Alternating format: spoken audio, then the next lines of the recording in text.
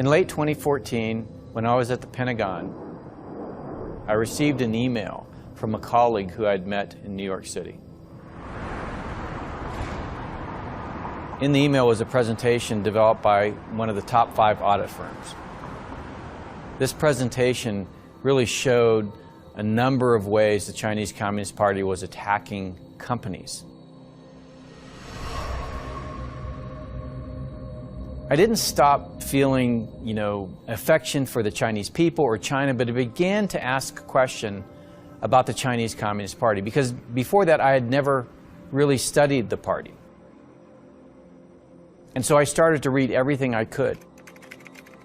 And as I read about the Chinese Communist Party Constitution, about unrestricted warfare, about document number 9, about the Tiananmen Papers, about the Xinjiang Papers later that came out, I began to understand the Chinese Communist Party is separate and distinct from China and the Chinese people.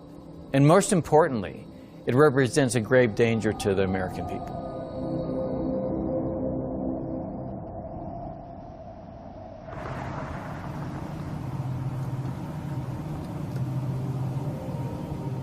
It was 2 years in the making. The United States and China have entered a deep downward spiral. Where did it all begin? If you go by the mainstream media, it was Xi Jinping and Trump who plunged relations to their lowest point. Was it really so? On the China side, are the CCP's recent aggressions a product of Xi's personality or part of a larger scheme? What is the Chinese regime's long-term strategy towards the United States? What's the root cause of this US-China standoff? We have to get to the bottom of this. With the CCP insiders, we tracked down what really happened between the US and China over the past decades. The rise and fall of US-China relations. We need to know what's happening in your neck of the woods when it comes to the CCP. Behind this history, the Chinese Communist regime's 100-year agenda to defeat America. Why don't we talk about Chinese stuff? So what are the Chinese? The Epoch Times investigation team had studied the CCP for years. We thought we knew it inside out. But this time, what we uncovered was yielding evidence beyond our imagination. It would topple the entire knowledge system we had built around it, and most certainly shake the American people to the core.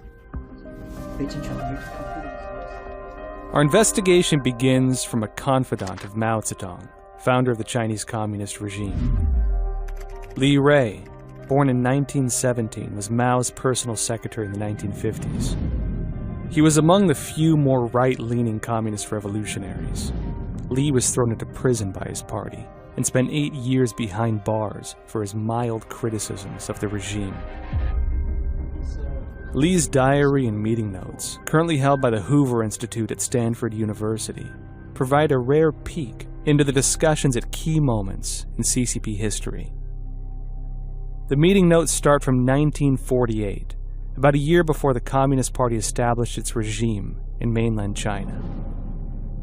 Li passed away in 2019. His daughter, Li Nanyang, who helped transcribe and annotate Li's writings, sat down with us. How would you explain this to people?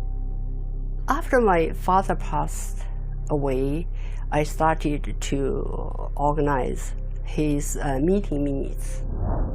They always had the political study. That's a routine inside of the CCP, and the higher rank officer always came over to talk about something, and my father just recorded all this talk. And in this talk, I remembered one was from Yang Shangkun. Yang Shangkun, one of the most powerful early members of the CCP, fought for decades alongside Mao to create the regime. Yang directly oversaw the most important Communist Party affairs for 2 decades. In 1948, he was the party's top military leader. He said, sooner or later we will liberate the entire China. Okay, and the next goal we are going to defeat America.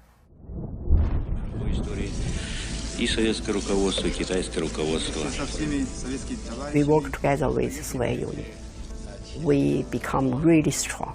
We have enough power to defeat the American and the West world and to liberate the entire world eventually. So I was really shocked even before they seized the power of China. When I tapped in, I thought it was a joke. I never thought it could become true now. I was really surprised when I read Wellbaum's report. What Lee told us was shocking.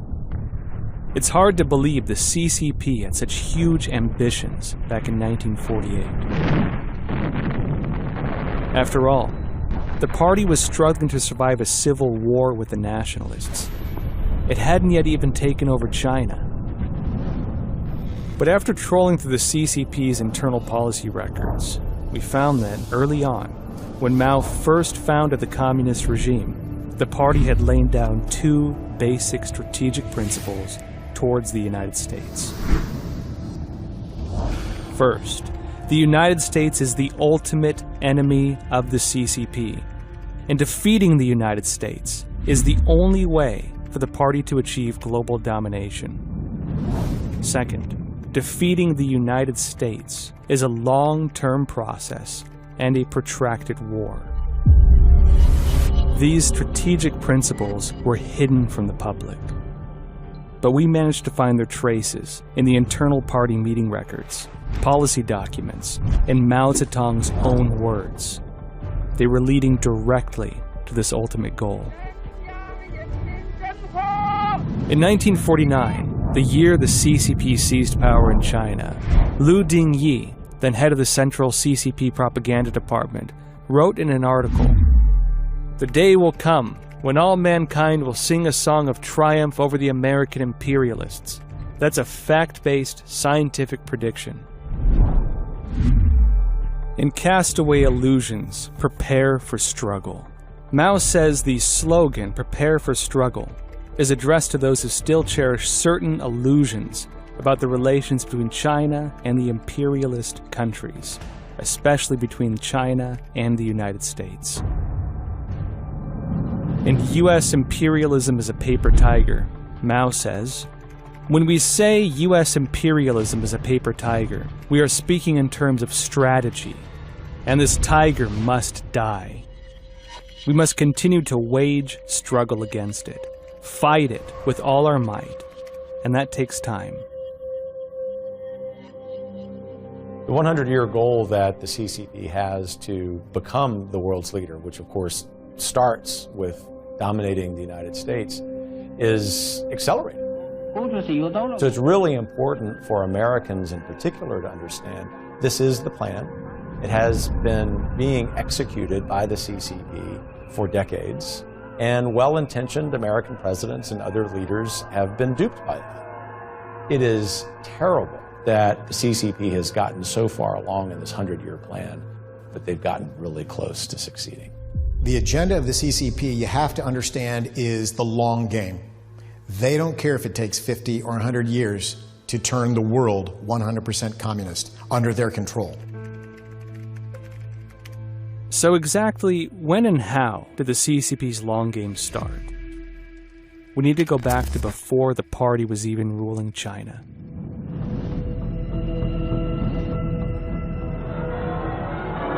How jubilant was the taste of victory. The year was 1945. The world was celebrating the end of the Second World War. In China, the public was having warm feelings towards the United States like never before. In the hearts of the Chinese people, Americans fought for them. To the aid of China came volunteers from other lands. The memory was still fresh of a small group of American volunteer aviators, known as the Flying Tigers, who plummeted Japanese bombers to the earth in flames. The Japs that hoped to ride to world conquest on the back of the giant Chinese world. Though outnumbered by the Japanese, the Tigers never lost a single battle. During China's darkest moments in the war against the Japanese, these pilots were a symbol of heroism. As Time magazine wrote, "Flying Tigers swooped, let the Japanese have it."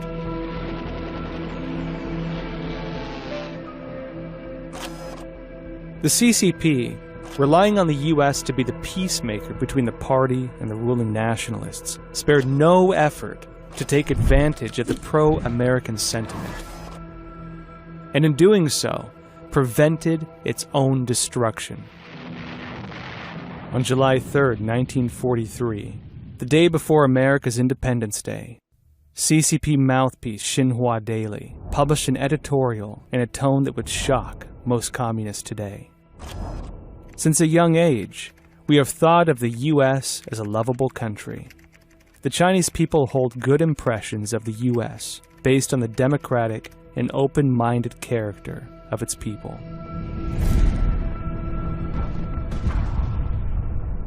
Just a few years later, Chinese communist soldiers were killing American troops in the Korean War. It was June 1950. The CCP, having taken over mainland China, painted Americans as the most evil imperialists in the world.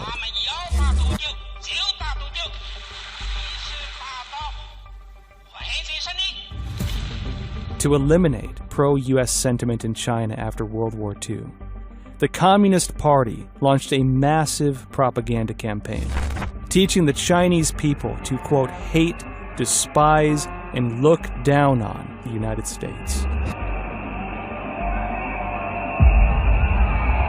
America went from a democratic, civilized, and friendly nation to the world's most counter-revolutionary, barbaric, and aggressive imperialist country, and the sworn enemy of the Chinese people. In less than a decade, the CCP waged another war against the U.S., this time through an agent, the Vietnam War, a bad dream for America that never goes away.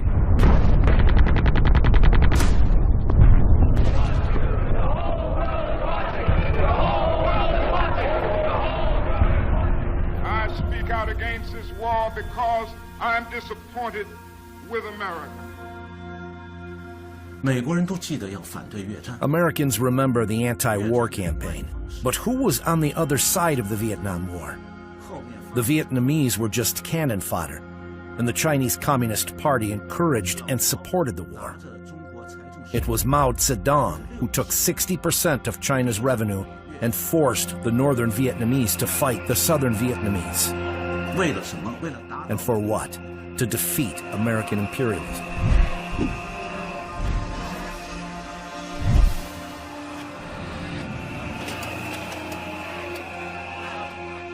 The Chinese regime's long drawn-out plans against America. An ultimate plan for world domination. This is nothing new to the U.S. intelligence community. In his 2014 book, The 100-Year Marathon, former U.S. Defense Department senior official Michael Pillsbury revealed the following stories. In 1964, Soviet KGB spy Yuri Nisenko defected to the United States, bringing with him some of the most important intelligence about China. He reported that Mao sought dominance not only of the international communist system, but also the entire world order. The real story was when I was 24 years old at the United Nations headquarters in the Secretariat. What the Russians there told me confirmed what Nosenko had said, but they went even further. They said China has a grand plan that first they've squeezed the Soviet Union of everything they could get in terms of technology and investment, factories and so forth. Now they're going to switch over to you Americans, but at the time nobody believed this Russian warning. In 1969, 24-year-old Pillsbury was working as an intelligence officer for the U.S. government. He was able to get access to thousands of pages of internal documents from the Soviet Union. The Soviet view of China in their internal secret documents, the American government got onto only because of a high-level spy who had a Minox camera and took 10,000 pages of photos, which the CIA assembled into a series of documents. In that material was a lot of description of Chinese ambitions and goals. In 1969, the judgment was again confirmed personally to Pillsbury by Arkady Shevchenko, a then Soviet Union official stationed in the United Nations. Shevchenko later became the highest-ranking Soviet diplomat to defect to the United States. He told Pillsbury the Soviet leadership hated and feared the Chinese, believing that China was planning to take control of the communist world and eventually assert global dominance. The Chinese Communist Party, by its nature, was pro-communist, pro-Stalinist, and pro-Soviet. But Mao Zedong wanted more than that. He had huge ambitions to dominate the world and to be the leader of the world communist system. And he fell out with the Soviet Union when fighting for that leadership.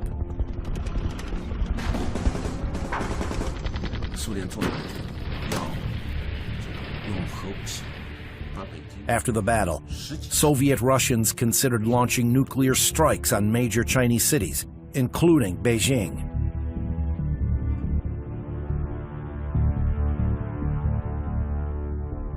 Mao, by that time, threw the ping-pong diplomatic policy and opened the door to reach their hand to the America. And the American people thought, oh, and then Mao now want to be a friend.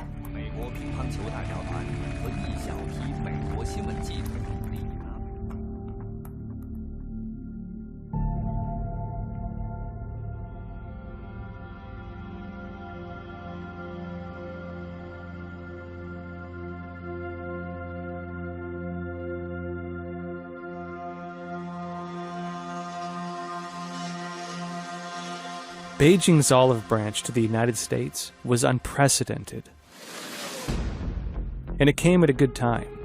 The US government was busy containing threats from the Soviet Union. In comparison, threats from communist China seemed trivial. Upon learning a deep division was forming between the Soviets and the Chinese regime, the US did not hesitate to send then National Security Advisor Henry Kissinger on a secret trip to China. We seek an open world, a world in which no people, great or small, will live in angry isolation. Soon after, in 1972, President Nixon went on an official visit to China. His visit would fundamentally change the world order, where the United States and China became allies against the Soviet Union. We have unlocked the doors that for a quarter of a century stood between the United States and the People's Republic of China. And 5 years later, January 1st, 1979, the U.S. established diplomatic relations with the Chinese Communist regime. What Nixon did not realize was that he was setting the stage for a profound crisis, one that could threaten the very foundations of America. The U.S. helped the CCP, and U.S. saved the CCP. At that time, Nixon made the decision to say that if the Soviet Union attacked China, the U.S. would have to step in and attack the Soviet Union. The Soviet Union was forced to pull back.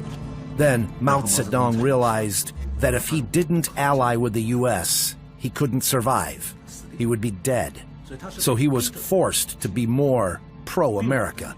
That's not the same as saying that he loved America in his heart, loved democracy. There was no such thing. The China card got the CCP what it wanted, a helping hand from the U.S. The only question is, would it stop Chinese leaders from seeing America as the ultimate enemy? That didn't happen. As Kissinger and Nixon were shaking hands with Mao Zedong, behind the scenes, the communist regime had a well-thought-out plan. Chinese-American author Jianying Jia recalled in an article, the party meticulously tuned down the anti-US propaganda during Nixon's week-long visit. But right after his departure, and even before Nixon's delegates had left China, CCTV was already airing anti-US operas.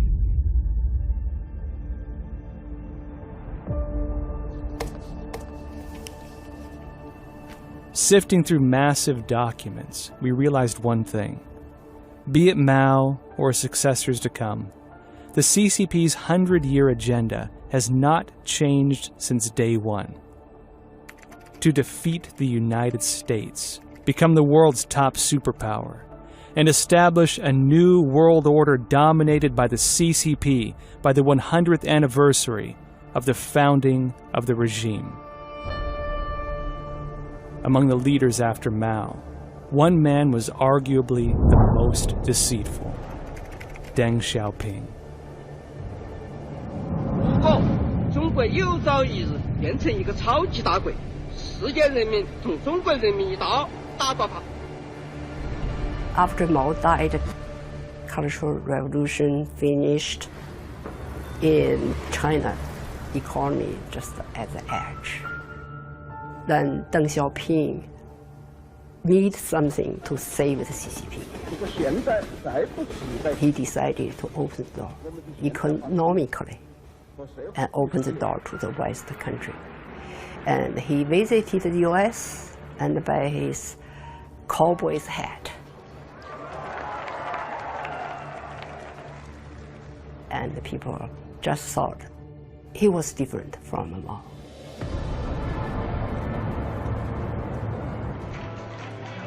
Chinese leave today with their memories and perhaps a new image for Communist China's leading man. For Deng Xiaoping not only went west, but went western.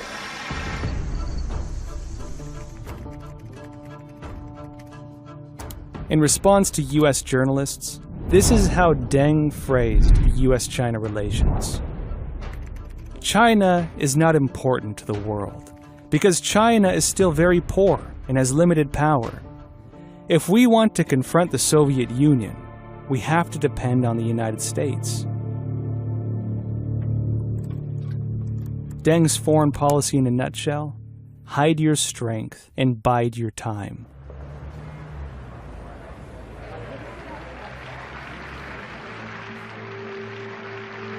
For the American public, what they saw was an honest, low-key, and practical leader. A man who seemed to care more about the economy than political games. US policymakers were thrilled at the idea that one day China would become a free market economy, or even better, a liberal democracy. America started sharing valuable resources with China. Technology, investment, education, military goods, and even intelligence. In the case of the media, from 1976 to 1997, when Deng passed away, he was featured at least 7 times on the cover of Time magazine, fueled by America's excitement for this new Chinese leader. But America had no idea what it was about to encounter. On the surface, Deng did recognize the United States as the world's dominant power. Yet behind the veil of friendliness lied the CCP's staunch hostility, the rejection of American freedom from the very beginning. Anti-American propaganda was tuned down in China, but it never went away. 保持的是什么？永远是保持的一个社会主义制度。 Deng Xiaoping made it very, very clear. We would never follow the American way. No constitutional system, no political reform.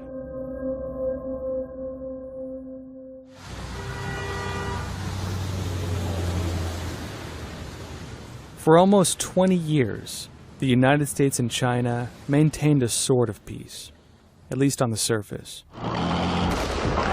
That changed overnight with gunshots before dawn on June 4th, 1989, a day that shocked the world. A brutal massacre of Chinese students.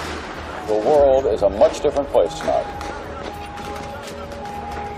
For the CCP, the Tiananmen Square massacre came at a heavy cost. It upended the honeymoon illusion that Deng had painstakingly weaved. And U.S.-China relations for the next decade would enter the Ice Age. I now call on the Chinese leadership publicly to avoid violence. It will not be the same under a brutal and repressive regime. Yet history came with another surprise. Mr. Gorbachev, tear down this wall. The Berlin Wall collapsed. Eastern Europe abandoned communism. The Soviet Union fell. The international communist coalition on the verge of disintegration. In the eyes of the free world, the fall of communism was inevitable. But Deng Xiaoping saw something else. For him, the Soviet Union didn't fall apart because of the communist system. It fell apart because of foreign adversaries. Only person was different from them. He believed that China should change the communist system. That was Joseph. Only himself believed fundamentally wrong. The CCP was fundamentally wrong. The year was 2000. Deng's successor, Jiang Zemin, was setting off for his first official visit to the United States. This is his interview with CBS 60 Minutes, right before the trip. I'm convinced that this interview will be further promoting the friendship and the mutual understanding between our two peoples. You admire America. That's right. Jiang isn't just a successor of Deng, but also of his strategic principle, hiding your strength and biding your time. Be it the economy, technology, or international status, the Chinese regime once again needed the U.S. to give it a hand. During his visit, Jiang was as flattering as a communist could possibly be to America. But his smiles came with a warning. Behind America's back, Jiang fiercely attacked those who sought democratic reforms in China and fanned up anti-U.S. sentiment across the country.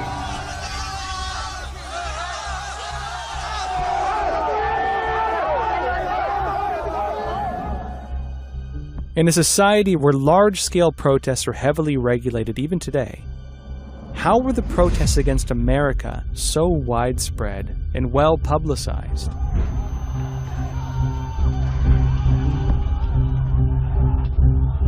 The sentiments became most prominent in the wake of a tragic event. September 11th, 2001. The other trade center's down. It's down. It's down.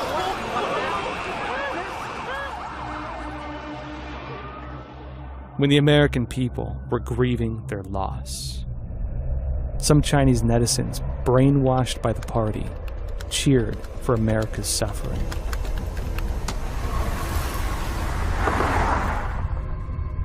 So, is Jiang Zemin pro-America or anti-America? The documents we uncovered revealed one of the party's most closely guarded secrets on how Jiang came to power. In the aftermath of the Tiananmen Square massacre, Deng, worried he would eventually pay for his killings, laid his eyes on Jiang as a successor. The reason? Jiang was among those who had ordered the troops to open fire.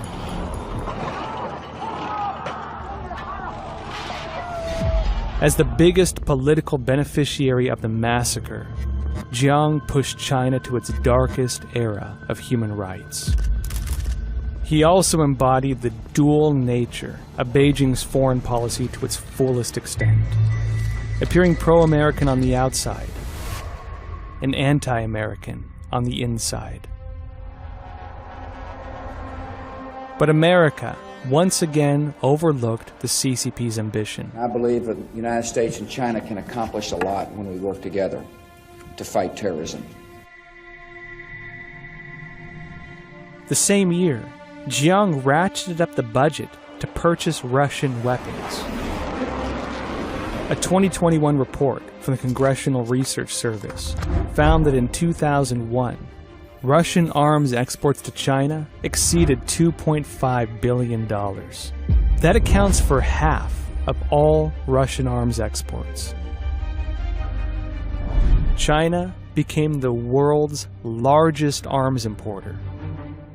Why did Jiang put so much effort into developing the Chinese military?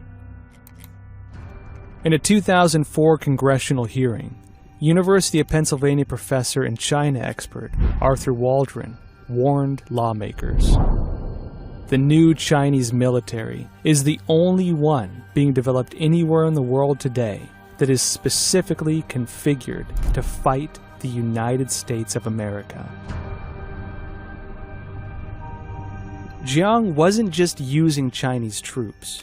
He was building a global alliance against the United States, exporting advanced weapons to other authoritarian regimes and terrorist groups. In 2001, he established the Shanghai Cooperation Organization, a regional alliance directly aimed to counter the US-led NATO.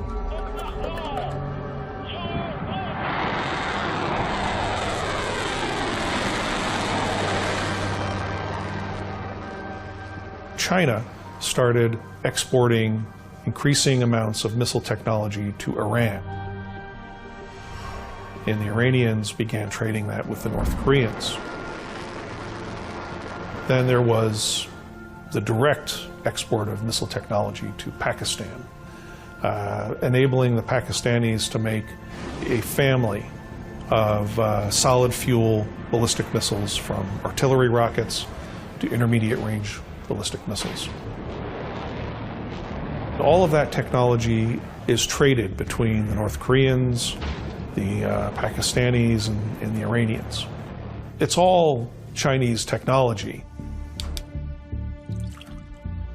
The Chinese regime's plan stretched even further. During Jiang's term, an online survey led by the Chinese military shocked the world. It began with Chi Haotian, the Chinese operational commander who directed the murder of protesters during the Tiananmen massacre. Chi served as vice chairman of the CCP's Central Military Commission and defense minister. In 2004, after he had just left office, Chi commissioned Chinese media Sina to conduct an online survey. In it, one question went: if you were a soldier, would you open fire on women, children, and prisoners of war with the permission of your superiors? 34% of the respondents chose, I would shoot under any circumstances. Another 48.6% chose, I would shoot only if my life or the lives of my fellow soldiers were in danger. Only 3.8% would not shoot women, children, and prisoners of war under any circumstances. Why would the Chinese military conduct a survey like this? In an internal speech in 2005, Chi Haotian gave the answer. In short, our online survey is to find out whether the people would rise against us if one day we decide to get our hands dirty and secretly clean up America. Will the people be more for or against it? Our basic judgment is that if the people are in favor of opening fire on women and children, they will be in favor of cleaning up the United States. Due to overwhelming social pushback, however, the Communist Party quickly removed information about the survey from the internet. I had a friend. We were the same generation. And went back to China, we had dinner together. And she asked me, why you American always want to defeat us, I said, no such thing. America never tried to destroy China. There's no such thing. She said, no, you are brainwashed by the American government. So I just realized, because we live in the different worlds.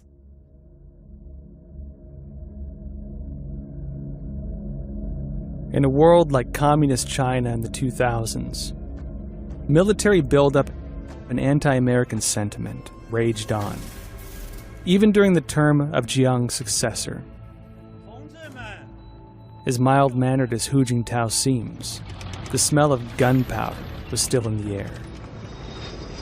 It may be hard for us in the free world to believe, but a regime change in the communist playbook is hardly ever a real transfer of power.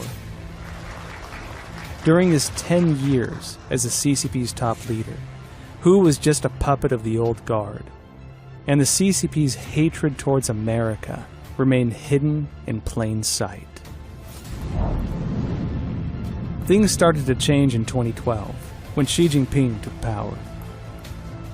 For the first time in almost 30 years, the party altered the face of its anti-US strategy. It was 2010, when China surpassed Japan to become the world's second largest economy. On the other side of the world, the United States was still recovering from the storm of the 2008 financial crisis. Lehman Brothers, a 158-year-old firm, filed for bankruptcy. The speed with which we are watching this market deteriorate. Month-to-month drop in existing home sales since they started keeping track in the late 90s. The economic power balance between China and the United States was changing. The US is going downhill, and China is going to replace it. Narratives like this started to make headlines in Chinese state media, even making their way into Western mainstream media and scholarly works. The CCP has entered a new stage to challenge the existing world order. Beijing realized it was time to phase out the old strategy. There was no need for hiding your strength and biding your time anymore. Instead, we're starting to hear phrases like "realize the Chinese dream," the great rejuvenation of the Chinese nation, and building a community of shared human destiny. But do we really understand the true meaning behind the China dream and the great revival of China? You have to understand the propaganda skill of the CCP. Actually, behind the dream is the CCP's agenda. What is the so-called Chinese dream? Is it the dream of China, this country, or the dream of the CCP? It is, of course, not the dream of this country. Because the country means its population. It's simply the dream of CCP, covered with the flag of China.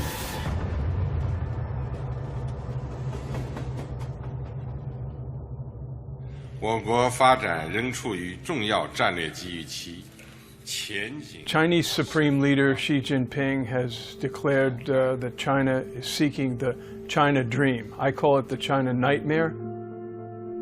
This is a vision of China dominating the world. This is the opening of Silent Contest, a propaganda film produced by the CCP's People's Liberation Army in 2013. The message was shocking. China's great ascension will always go hand in hand with our fight against American hegemony. This is a 100-year battle that won't be swayed by human will.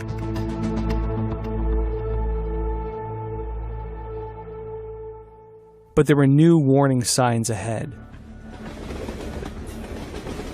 In 2015, Xi Jinping proposed the Belt and Road Initiative, building infrastructure for developing countries across continents in exchange for influence and control over them.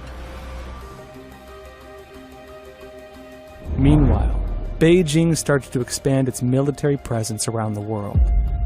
openly compete with the US on the technological front. Escalating tension all out artificial intelligence arms race between the two countries.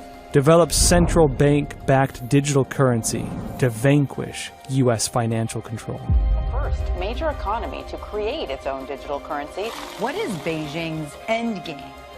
As well as take over international organizations, one vote at a time. The regime was many steps into its goal of expansion, until Trump's trade war. Game on here. A trade war between the United States and China is here. It's real. At the stroke of midnight, China is imposing new tariffs on U.S. goods today after President Trump put tariffs on $200 billion worth of Chinese imports. What happened in 2018 was the first major setback the CCP met on its way. It also officially marked an end to the strategic partnership of U.S.-China relations. The CCP's so-called economic miracle was much indebted to U.S. investment and assistance. But it didn't hesitate to openly fall out with America in the trade war. Was the clash purely the result of trade disputes, or was there something deeper? The CCP's path of economic development is not a normal one, and it is not a normal one that is willing to accomplish its development through normal competition.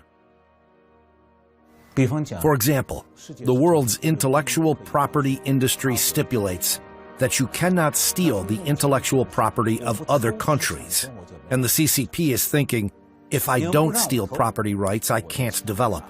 If you don't let me steal, I should rob. Not just technologies, but also resources. The Chinese economy is now highly dependent on external resources.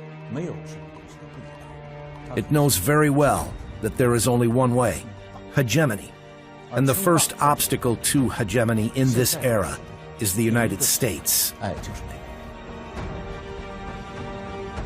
America and the free world are at an inflection point. China's stealth war is now entering its third decade. Its goal of becoming the dominant power by 2049, 100 years after the Chinese Communist Party took control of China, is within shooting distance. America and the global economy have been complicit, sometimes unknowingly, in the rise of power of the Chinese Communist Party. The good news is that now with Xi Jinping, the Chinese Communist Party is no longer hiding in plain sight.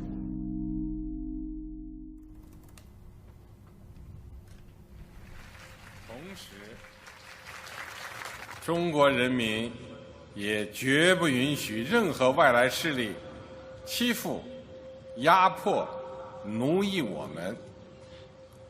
谁妄想这样干，必将在14多亿中国人民用血肉铸成的钢铁长城面前碰得头破血流。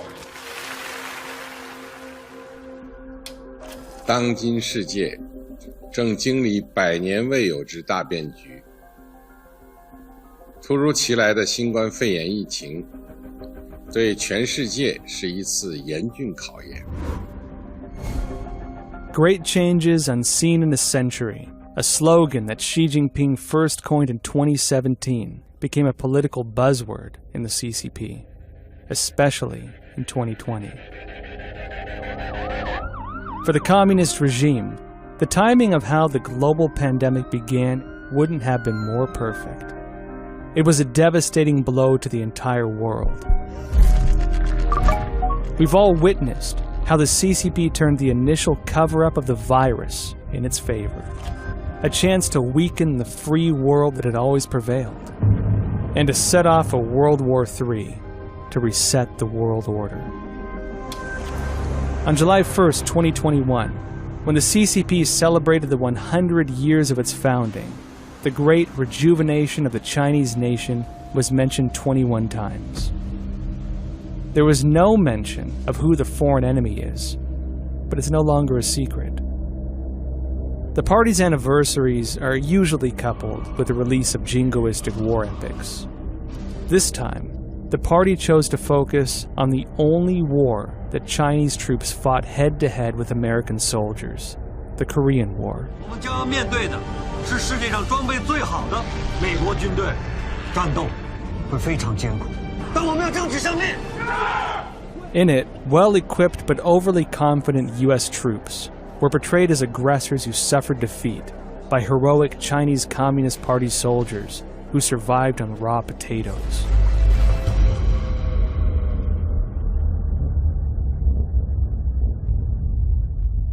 In the post-pandemic age, the CCP's plot against the United States has become an open book.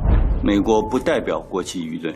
我现在讲一句，你们没有资格在中国的面前说你们从实力的地位出发同中国谈话。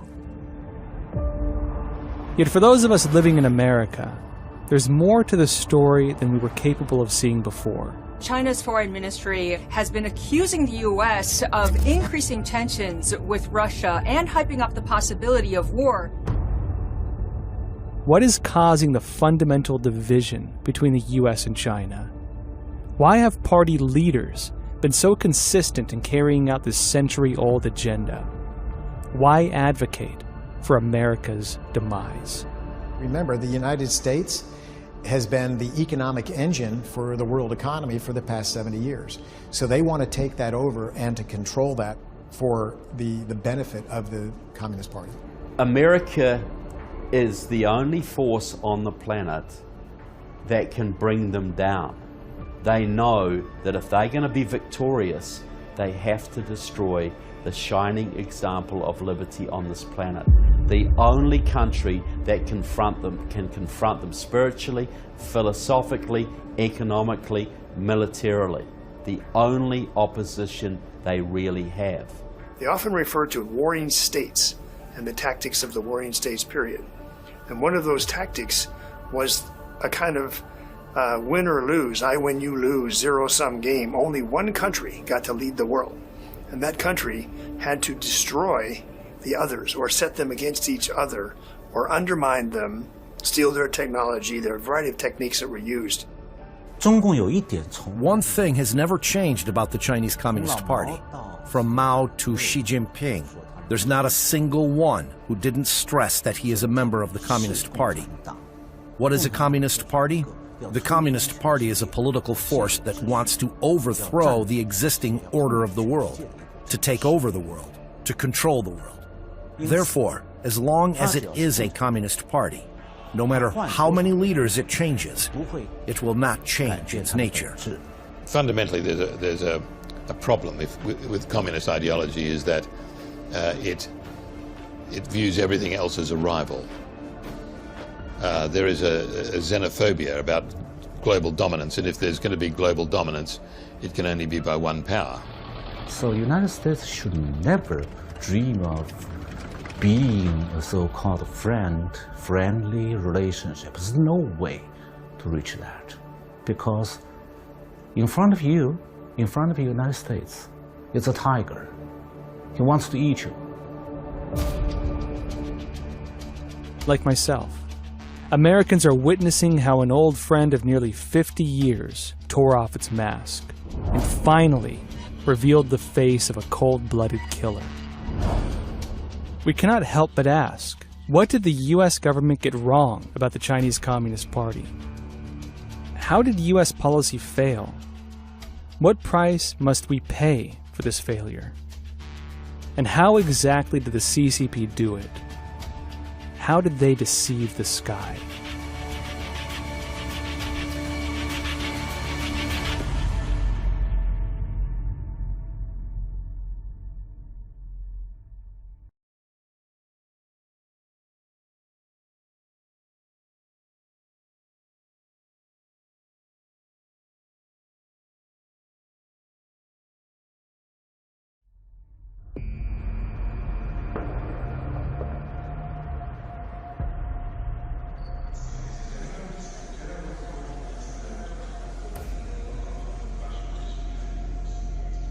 One of the reasons that I understood what the Chinese Communist Party was doing was because the way that the B-2 goes to war is very similar. The B-2 is not invisible. In fact, it can be seen by radar. But it's very difficult to see when there's other things that are out there. And so, in many ways, it's deceptive. The Chinese Communist Party's method of warfare is right there in plain sight. In fact, many times they'll tell you exactly what they're doing. But often we're distracted and deceived. The deception of the CCP is monumental. I mean, not that I think I'm the greatest person, but I have a PhD in American history. I've taught history. I've taught the relationship diplomatically between the CCP and the United States. I lead perhaps the largest think tank in the world, right of center, and I was deceived.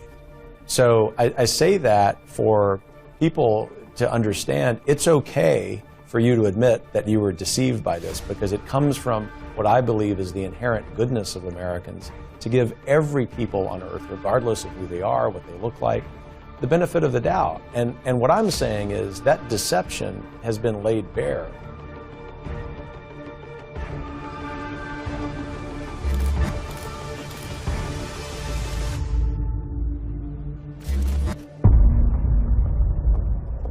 Over the past 200 years, America has been the beacon of freedom. It lights the way for those seeking human rights and freedom of faith. But we were kept in the dark, while this beacon was being severely eroded and sabotaged. And for half a century, America was looking the other way. Why are Americans completely unaware of the CCP's plot after more than 50 years? What are the timings chosen by the CCP to implement the different stages of its plan? If we want to truly confront the CCP threat, we have to go beneath its overt efforts and see its true colors.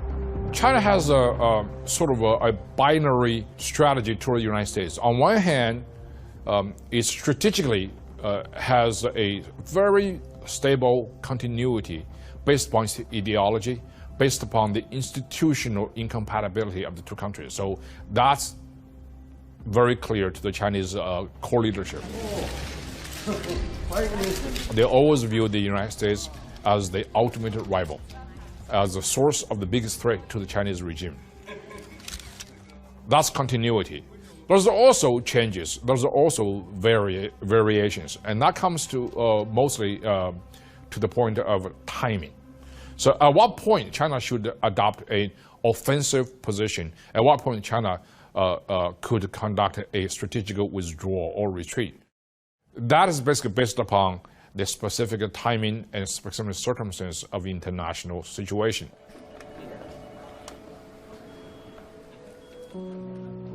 To achieve their 100-year goal of defeating America, the CCP has developed a master plan, a plan highly deceptive and complex. They call it Taoguangyanghui. In the last several decades, the overall approach was what we call the Taoguangyanghui, which basically is hide our strength and bide our time. Let's just develop, get stronger, and then timing is not good for us to have a showdown with the United States. Their whole philosophy is based on lying. When they tell you they are weak, that's when you watch out.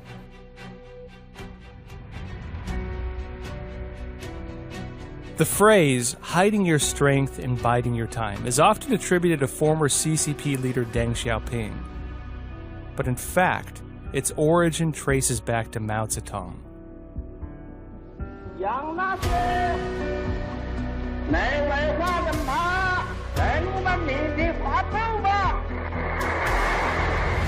Though overtly belligerent and anti-West on the surface, Mao was carefully laying the groundwork for his plan, hiding his strength and biding his time. We have been here a week. This was the week that changed the world. As we look back over this week, we think of the boundless hospitality that has been extended to all of us by our Chinese friends. With Chairman Mao, with the Prime Minister, and with others with whom we have met, Our talks have been characterized by frankness, by honesty, by determination, and above all, by mutual respect.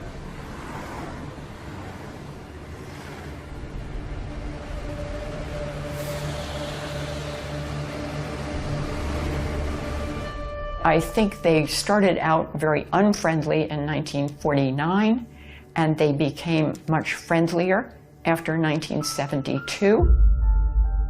We thought if we are nice to the Chinese Communist Party and nice to the Chinese people, they will regard us as a friend, and we can all be friends in this wonderful multinational universe we're creating. But let me point out to you that Deng Xiaoping and I were not naive or ignorant at that time. So we anticipated that in the future there would be many differences between our two countries. But we also realized, I think accurately, that the things that bind us together for peace and progress are much more important than the things that divide us one from another. But do we really know the hidden truth behind the CCP's strategy? What are the specific policies and scams? 两国之间的合作和友好。19日下午5时30分，中英联合声明在人民大会堂正式签字。In 1997, when the CCP took Hong Kong from Britain, it promised to keep the city's open free market system, allowing them a high degree of autonomy. The Communist Party called this policy formula one country, two systems. For US politicians, Beijing seemed open to embracing democratic values in its proclaimed territory. That's even more so in Taiwan.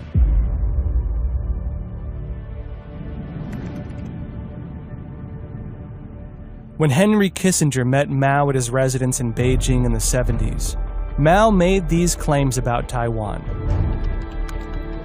It's better to have Taiwan under the care of the United States now. I say that we can do without Taiwan for the time being, and let it come after 100 years. This was one of the most deceptive promises ever made.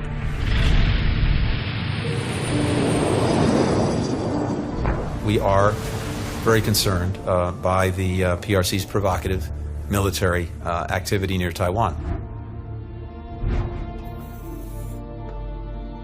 李嘉诚先生问起中国政府对香港政策的连续性，邓小平说：“不会变，从可能变啊，这个好，这个不是说短期不变，是长期不变。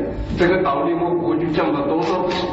对，就算说50年不变了，50年之后更没变的道理。” There must be a peaceful resolution that respects the rights of the people of Hong Kong, as outlined in the 1984 Sino-British Joint Declaration. 彭斯副总统应该去补一补历史课，拿中英联合声明这份过时无效的文件干涉香港事务与中国内政，不仅让自己沦为国际笑柄，也令美国国家形象蒙羞。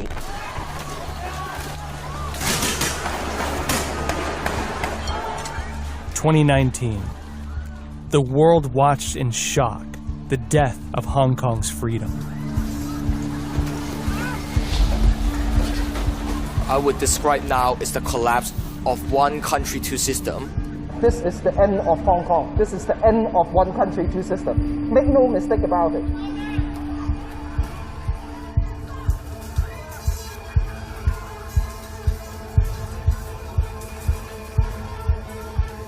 By now, it would be foolish to think Communist China could follow the same playbook and deceive the people of Taiwan. However, the free world failed to see through another game the CCP has long played: reform and opening up.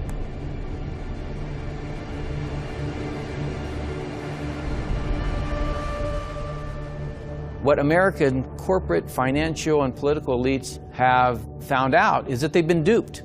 For 30 years, they've been duped. In 1978, the CCP launched economic reforms. Then after 1997, financial and technical aid from the United States and Europe flooded into China. The Chinese regime became an unofficial ally of America. In 2001, with its full support of the Clinton administration, China officially joined the World Trade Organization.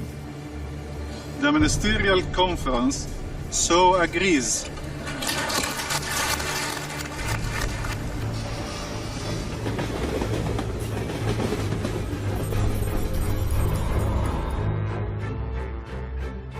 The West opened its doors to the CCP, and Communist China rose from it, becoming the world's largest manufacturing powerhouse.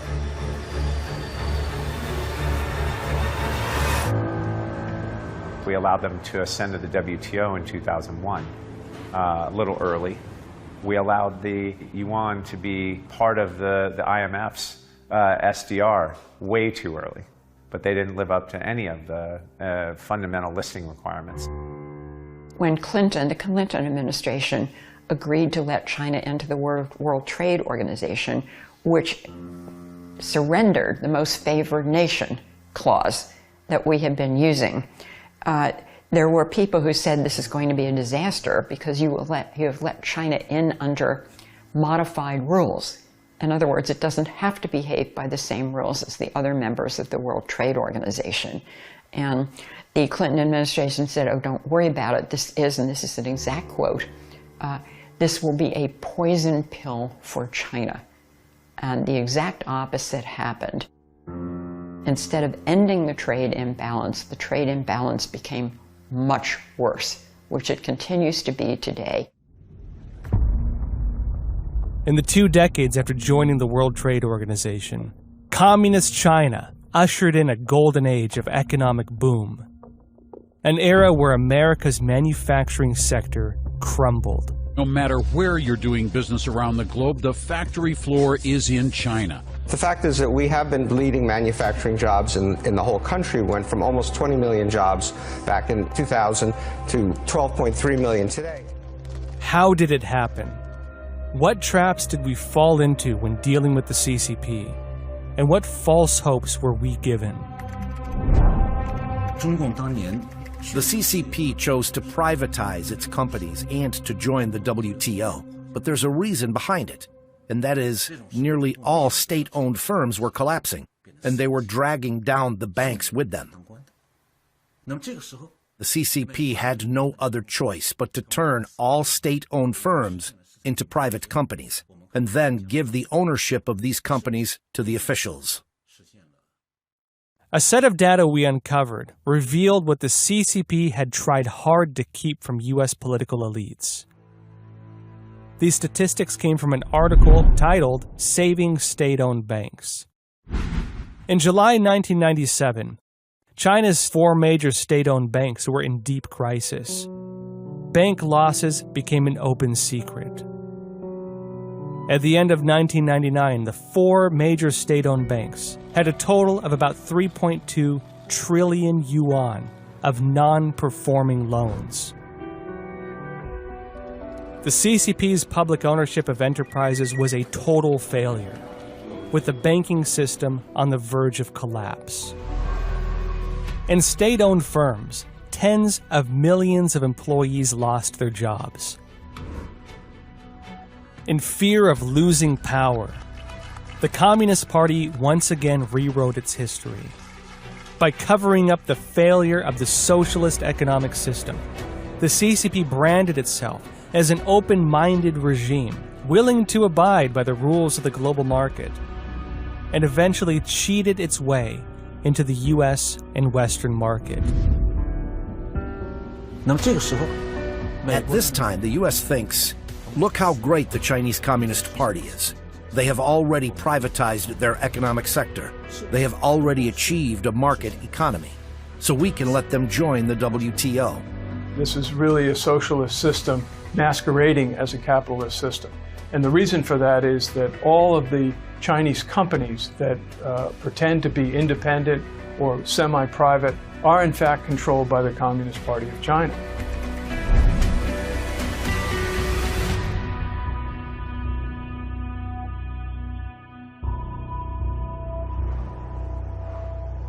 You know, so for the last 20 or 30 years, the communist strategy since Deng Xiaoping is to be friendly to America, to invite in American investment, to build up the economy. Let's make money together.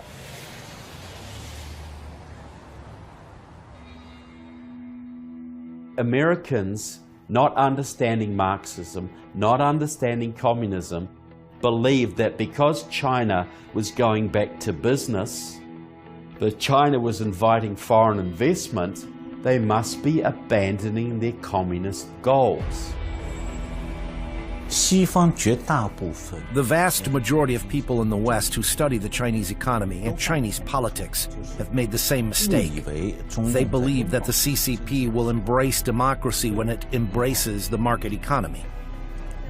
We all know that from Deng Xiaoping's Tiananmen crackdown to Jiang Zemin's crackdown on Falun Gong to Xi Jinping's suppression of Hong Kong today and how he deprives freedom of speech and freedom of the press, you can see that the CCP's hostility to freedom and democracy has always been consistent. I read my father's inside report after Deng Xiaoping visited the U.S. Deng Xiaoping made it very clear. The reason we open our door, open our market to the U.S., just we want their money. We want to be a strong country. And then to finally realize our goal. And the east wind will eventually blow off the west wind. The CCP's secret weapon, capitalist money, is the lifeblood of the communist regime. The CCP gave the world an illusion that it was on its way to capitalism, that it was just following an alternative path to Western capitalism. But in reality, the CCP's market economy is just a means. The end is to save the Communist Party and communism. It has nothing to do with capitalism, much less democracy. The longer we allow the CCP to stay on this track, the greater the threat to the United States.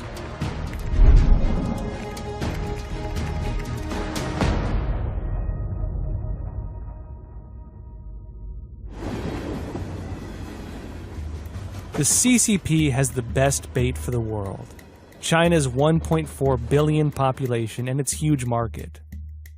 For foreign businesses, it was an offer they couldn't refuse.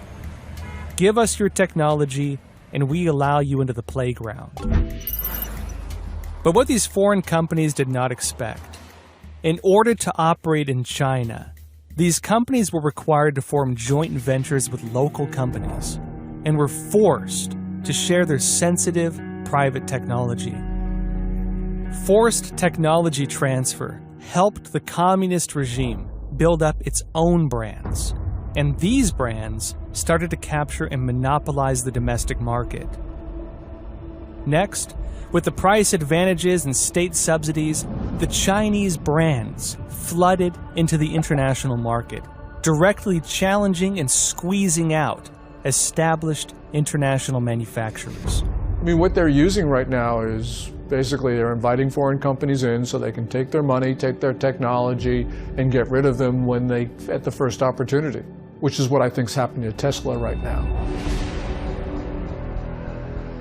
It's been very difficult for American businesses. They have been put under onerous restrictions when they operate in China. Oftentimes, they are required to turn over valuable proprietary information as a requirement for doing business in China. They're also restricted from removing money from China, from taking capital out of China.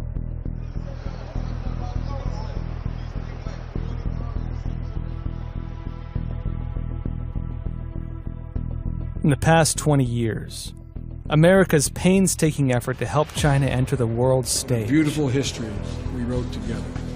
to promote democracy and the rule of law inside the country, have all been for naught. But the Chinese regime has swallowed up all the benefits. U.S. public and private equity investments in Chinese and Hong Kong domiciled companies totaled by our estimates at Commerce $2.3 trillion in market value of holdings at the end of 2020. In December 2001, when China officially joined the World Trade Organization, its GDP was $1.34 trillion, accounting for 4% of the world's GDP. 20 years later, in 2021, China's GDP was $17.7 trillion, accounting for 18% of the world's GDP. These figures tell the story of how China's national power came to be.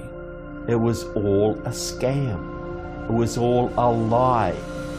It was all designed to get massive American money, to weaken American anti-communist resolve, and to build the Chinese military and Chinese power to the point that they could challenge America.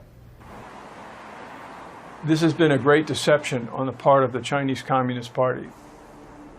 And that basically China right now has exploited American openness, American friendship, and is ultimately working to bring about the defeat and ultimate destruction of the United States. There's been many movies where characters seen killing an animal, hunting for food. And when they get to the animal, they gently caress the animal and they say, "Thank you for giving your life so that I can survive." So we are giving of our life's blood so that the Chinese Communist Party can survive and thrive. Throughout its 100-year history, this is how the CCP has survived every existential crisis. To quickly alter its face and to lure the world into one false hope after another. Thanks to Western investment, the Chinese regime is now much stronger than it once was. But instead of pushing for political reforms as it promised, the CCP is using this strength to bite the hand that once fed it. It has begun to unveil the other side of its master plan against the United States. To infiltrate, divide, and subvert American society. So the biggest problem that we have had so far in dealing with China is the fact that China is fully integrated with the Western free market system. So they could take advantage of the open society, and that, to me, is the biggest danger. This involves every man, woman, and child, and not the military. It is not targeted at the military. It's targeted at families. So we have to become comfortable with the term warfare under our own roofs in our companies, under our own roofs in our homes. We have to all understand we are at war. If you thought the Cold War was bad, just put 1,000x on the Cold War. Now you have unrestricted hybrid warfare.